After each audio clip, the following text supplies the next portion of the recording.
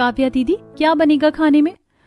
पल्लवी ये लो लिस्ट खाने की, माँ जी देकर गई हैं, ये सब आइटम बनेगा। मैं भी जा रही हूँ मेहमानों को चाय नाश्ता करवाने, तुम करो मैं आती हूँ।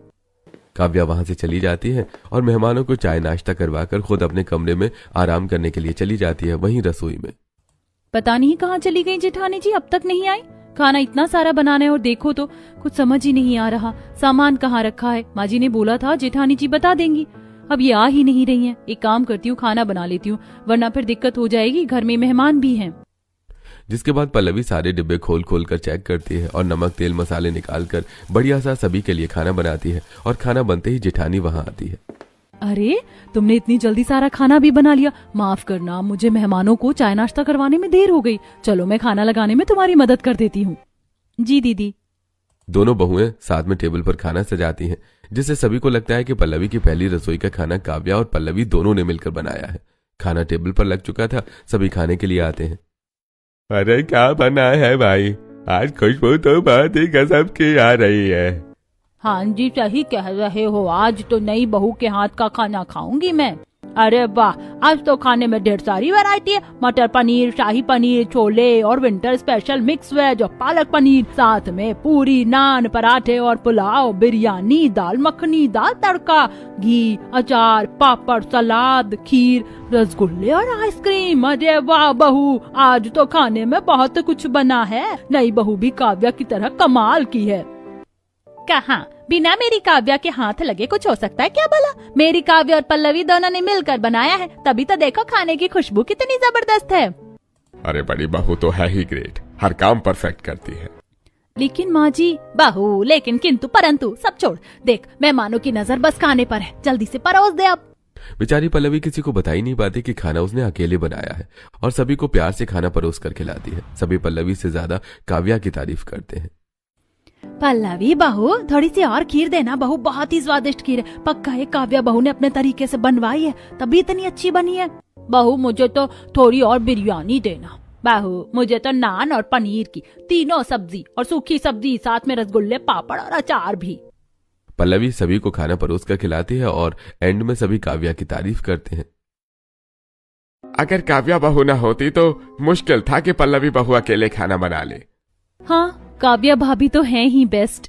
काव्या खाना तो इतना अच्छा बनाती हो, लेकिन आज का कुछ ज्यादा अच्छा बना था।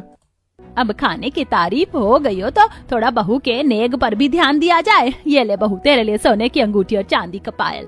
शुक्रिया मम्मी जी। बहू ये मेरी तरफ से टाइटन की वॉच। ऐसे ही सभी बहू को पहली रसोई का नेक देते हैं और पल्लवी उसे लेकर कमरे में रखने चली जाती है। अंदर ही अंदर पल्लवी बहुत ही ज्यादा गुस्सा थी कि उसने इतनी मेहनत की और पल्लवी के स्पेशल डे पर सारा क्रेडिट काव्या ले गई। पल्लवी गुस्से में कमरे में बैठी थी कि तभी अंदर आ जाऊं क्या देवरानी जी? अंदर आके भी पूछता है क्या कोई? और दीदी आज आपने ठीक नहीं किया, मेरा सारा क्रेडिट खा गई। नहीं नहीं पल्लवी ऐसा नहीं है, सभी इतनी तारीफ कर रहे थे, मुझे किसी ने बोलने का एक मौका ही नहीं दिया, वरना मैं तो सबको बताना चाहती थी कि मेरी देवरानी ने ये मेहनत की है। आप रहने दो दीदी, मेरी यही गलती है कि मैं नहीं बता पाई, क्योंकि सब इतने खुश थे और खुद ही बोले जा रहे थे, मुझे एक मौका नहीं मिला। कहो तो मैं अभी जाकर सबको बता देती हूँ कि पहली रसोई का खाना मैंने नहीं तुमने ही बनाया है। नहीं दीदी रहने दो, शायद मैं ज्यादा सोच रही हूँ। जिसके बाद बात खत्म हो जाती है और ऐसे ही जब सारे मेहमान जाने लगते हैं तो पल्लवी सबके लिए मिठाई बांधती है और वहीं काव्या सारे मेहमानों के पास जाकर उन्हें शादी की मिठाई देती है। एक बहू है नई होकर खर्राटे ले लिए और दूसरी बहू देखो जब से हम इस घर में आए काम में लगी है। वही तो, इनकी छोटी बहू को शर्म भी नहीं है कि रिश्तेदार जा रहे हैं तो मिल लें।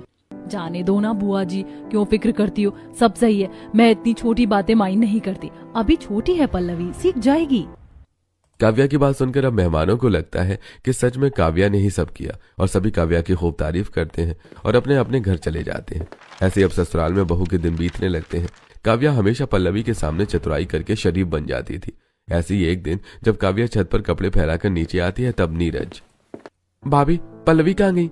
मैं छत पर कपड़े फैलाने गई थी, तब तो पड़ोसन से बात कर रही थी, शायद अभी भी बात कर रही हो। अच्छा मैं देखता हूँ। नीरज छत पर जाता है तो देखता है कि पल्लवी कपड़े फैलाकर वहां बैठी थी। अरे बहू कभी हमारे यहाँ भी आओ नाश्ते पर। जी आंटी जी जरूर।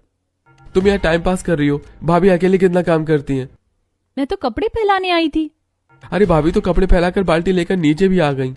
यार तुम काम नहीं कर रही हो तो कम से कम झूठ तो मत बोलो। भाभी ने मुझसे बाल्टी मांगी, ये कहकर कि खाली हो गई है, लेती जाती हूँ, और देखो कैसे इन्होंने झूठ लगा दिया। नीरज मैं सच कह रही हूँ, मैं कपड़े फैला रही थी, बाद में कांति आंटी सामने से बोल रही थी तो बोल दिया। मैं फालतू में सोचता था तुम भाभी जैसी हो, तुम बिल्कुल वैसी नहीं हो। नीरज छत से नीचे आ जाता है और पल्लवी की आंखें भर आती हैं। ऐसे कुछ दिनों में सुगंधा का बर्थडे आ रहा था। माँ जी के बर्थडे पर ऐसा सरप्राइज दूंगी कि सभी हैरान हो जाएंगे। माँ जी ने कभी सोचा भी नहीं होगा कि उनकी छोटी बहू उन्हें इतना बढ़िया सरप्राइज दे सकती है। जिसके बाद पल्लवी अपनी सास के लिए सरप्राइज प्लान करने लगती है। पल्लवी मार्केट से सास के लिए एक डायमंड की अंगूठी लेती है और सुंदर सी साड़ी खरीदती है। साथ में 2 मंजिला चॉकलेट केक लेकर आती है। 10 बजे सबके खाना खाकर कमरे में जाने के बाद अकेले ही पूरा हॉल सजाती है। जैसे ही 11:55 होंगे घर वालों को बुलाऊंगी और माँ जी को सरप्राइज दूंगी। माँ जी के साथ घर वालों को भी सरप्राइज मिलेगा। कोई सोच भी नहीं सकता कि मैं भी ऐसा कुछ करूंगी। फिर जेठानी जी के जैसे सब मेरी भी तारीफ करेंगे। जिसके बाद पल्लवी बड़े ही खुशी से पूरा हॉल डेकोरेट करती है और 11:50 बजे जब काव्या पानी पीने के लिए रसोई में जा रही होती है तो वो सब देख लेती है। अरे 12 बजे से सासू माँ का बर्थडे है।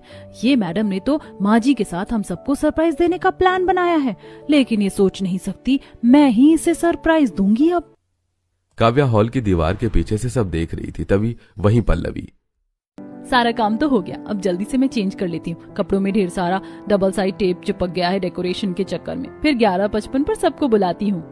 इतना कहकर पल्लवी चेंज करने के लिए कमरे में चली जाती है। तभी मौका पाकर काव्या सबके कमरे में जाकर सभी को जगा देती है। अरे चलो, हॉल में एक सरप्राइज है। इतनी रात को क्या सरप्राइज है? चलो तो बताऊं। नंद से। माँ जी का बर्थडे भूल गई ना आप? मुझे याद है। चलो अब जल्दी से हॉल में, मैंने सारा इंतजाम कर रखा है। थैंक यू भाभी, you are the best, love you. ऐसी काव्या सबके कमरे में जाकर सबको जगा देती है और सबको ये बताती है कि उसने सास का बर्थडे प्लान किया है। और सास के कमरे में जाकर, माँ जी बाहर चोर आ गया है, आप चिल्लाना नहीं, जल्दी से धीरे चलो, हम चोर को दबोच लेंगे। हाँ बहू रुक, मैं लाठी लाती हूँ। माँ जी मैंने हाथ में लाठी ली है, अंधेरे में आपको दिखेगी नहीं, आप चलो बस। सुगंधा जैसे ही हॉल में आती है सारी लाइट जल जाती है और घर वाले तालियां बजाने लगते हैं। हैप्पी बर्थडे टू यू माँ। Happy birthday to you Sugandha. Happy birthday बहू, तुम जियो हजारों साल। तुम जियो हजारों साल, साल के दिन हो 1000। हैप्पी बर्थडे टू यू बहू। ये शोर सुनकर पल्लवी बाहर आती है जहां उसकी मेहनत स्पॉइल हो गई थी। आप सभी का बहुत शुक्रिया। माँ शुक्रिया तो आप काव्या को बोलो, ये सब उसी ने किया है। हाँ, हम में से किसी को तुम्हारा बर्थडे याद नहीं था, ये सब काव्या ने किया है। बहू को थैंक यू बोलो। थैंक यू काव्या बहू। मैं ये दिन हमेशा याद रखूंगी बहू, शुक्रिया। माँ जी अभी कहाँ, केक कट करो, अभी तो आपके लिए गिफ्ट भी है। जिसके बाद सुगंधा जी केक कट करती हैं और सभी को केक खिलाती हैं। माँ जी ये लो आपका बर्थडे गिफ्ट। ये क्या है बहू? सुगंधा गिफ्ट अनरैप करती है जिसमें एक महंगी सिल्क की साड़ी और डायमंड की अंगूठी होती है। और ये देखकर सुगंधा भी हैरान रह जाती है कि काव्या ने अपनी सास को इतना महंगा तोहफा दिया। बहू इतना सब करने की क्या जरूरत थी, ऐसे ही ठीक था ना। माँ जी ये तो मेरा फर्ज है, आप लोगों के लिए नहीं करूंगी तो किसके लिए करूंगी। सभी काव्या की खूब तारीफ करते हैं। वहीं पल्लवी अभी भी शॉक्ड थी कि उसकी जिठानी जो सबके सामने भोली बनती है वो कितनी चालबाज है। अरे ओ पल्लवी बहू, तू क्या लाई अपनी सास के लिए? अरे लगता है छोटे बहू को बर्थडे याद भी नहीं था। पल्लवी काव्या से ही कुछ सीख लो, कैसे पंक्चुअल रहते हैं। बड़ी भाभी ने इतना महंगा गिफ्ट दिया, आप कुछ हल्का सा ही लेकिन दे सकती थी। सब कुछ तो ले लिया मेरा, और क्या ही दूं मैं। अभी अगर मैंने कुछ बोला तो मैं बुरी बनूंगी। ये जेठानी जी पहले से ही सबको अपने साइड करके रखी हैं। ये तो बहुत चालू निकली, मैं इन्हें अच्छी समझती थी। मुझे अब कुछ करना होगा।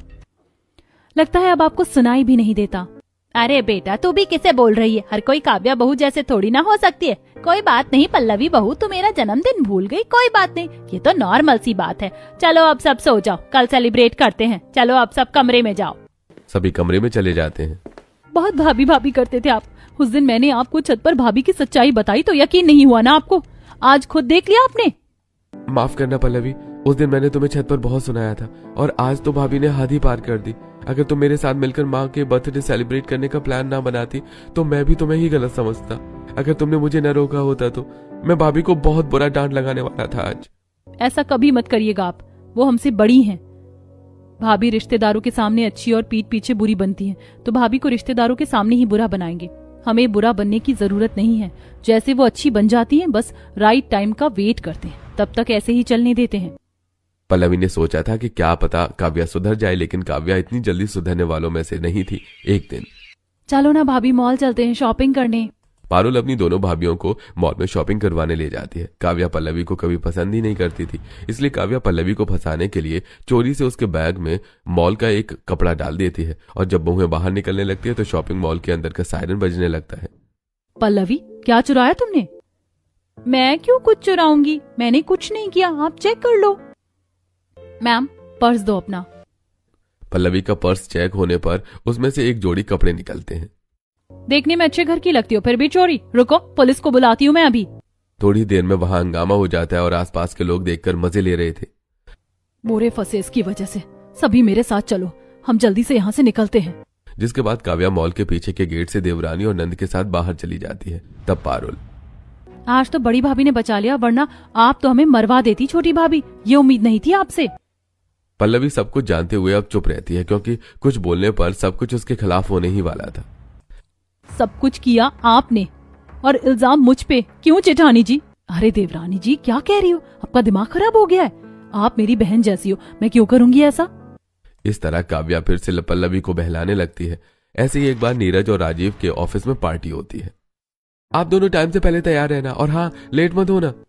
हाँ जी, आप टेंशन ना लो, एकदम अच्छे से तैयार हो जाऊंगी मैं। मुझे तो यकीन है पल्लवी कभी लेट हो ही नहीं सकती है। जिसके बाद शाम में दोनों बहुएं टाइम से तैयार रहती हैं। आज तो ये देवरानी जी कुछ ज्यादा ही सुंदर लग रही हैं। लगता है कुछ तिकड़म लगाना ही होगा। काव्या अंदर ही अंदर जल भुन रही थी। सभी पार्टी में जाते हैं और सब लोग बस पल्लवी की ही तारीफ कर रहे थे कि तभी, आप नीरज सर की वाइफ हो ना? आपकी ड्रेस पीछे से फट गई है। ओह शिट, ये कैसे हुआ? पल्लवी भागी भागी वॉशरूम में जाती है, जहां काव्या वॉशरूम से बाहर आ रही थी। क्या हुआ देवरानी जी, घबराई लग रही हो? दीदी, मेरी ड्रेस फट गई पीछे से, न जाने कैसे, अब क्या करूं, समझ नहीं आ रहा। ये तो बड़ी गड़बड़ हो गई। कोई ना, मैं सही कर देती हूँ, मेरे बैग में सेफ्टी पिन्स हैं। फिर काव्या 2-3 सेफ्टी पिन लगाकर पल्लवी की फटी ड्रेस को सही करती है। देख लो, अब पता नहीं चल रहा, आज भर चल जाएगा ये ड्रेस। जिठानी का उदार दिल देखकर अब पल्लवी भी कंफ्यूज हो जाती है। वहीं अब बाहर जाकर काव्या हर किसी को एक ही बात बता रही थी कि पल्लवी की ड्रेस फट गई है, मैंने सही की। अरे नीरज, अपनी बीवी को बोल थोड़ा ख्याल रखा करे। अभी तेरी भाभी ना होती तो तेरी और तेरी बीवी की तो इज्जत चली गई होती ना। वही तो, अभी अभी मैंने भी सुना कि तेरी भाभी ने इज्जत बचा ली, वरना बहुत बेइज्जती होती तेरी। वैसे नीरज की भाभी सच में बहुत ही ज्यादा अच्छी है, वरना आज के जमाने में इतनी केयर कौन करता है अपनी देवरानी की। ऐसे ही सभी काव्या की खूब तारीफ कर रहे थे।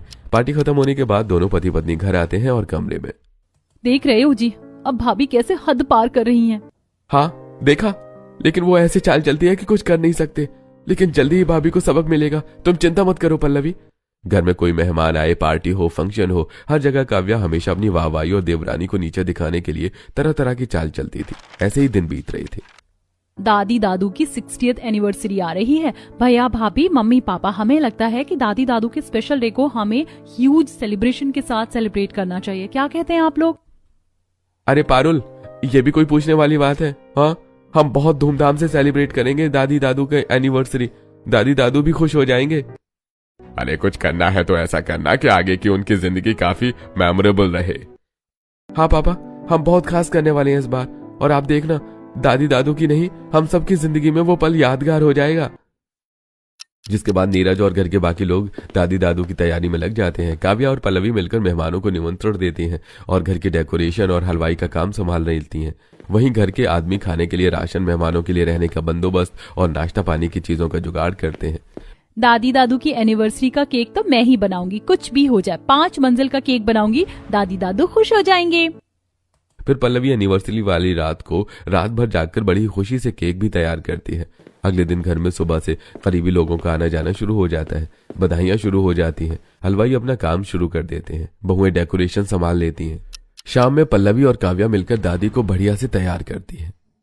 दादी, आज तो आपको ऐसे तैयार करेंगे कि दादू देखते रह जाएंगे। वहीं दादू के कमरे में, दादू, आज दादी फिर से आप पर फ्लैट हो जाएंगी। दाद तो बदमाश। दोनों जन तैयार हो जाते हैं, वहीं घर के बाकी मेंबर भी रेडी हो जाते हैं। कुछ ही देर में पार्टी शुरू होती है। धीरे धीरे सारे मेहमान आ जाते हैं। आंटी अंकल जी बधाई हो, हैप्पी एनिवर्सरी, मुबारक हो। Thank you. थैंक यू बेटा जी। सारे मेहमान आने के बाद पल्लवी केक लेकर आती है।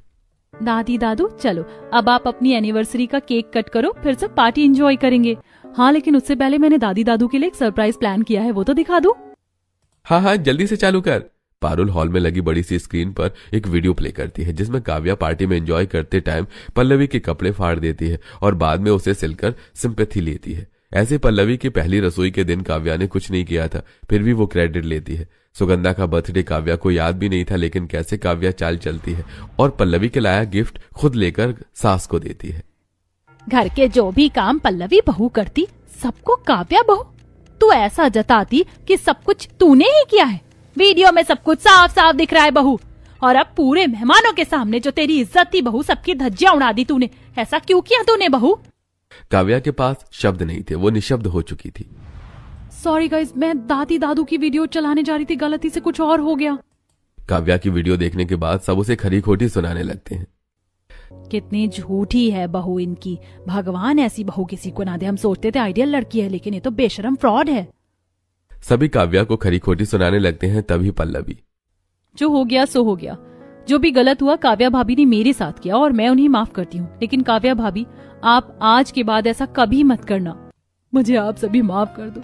अब मैं कभी दो चेहरे लेकर नहीं घूमूंगी।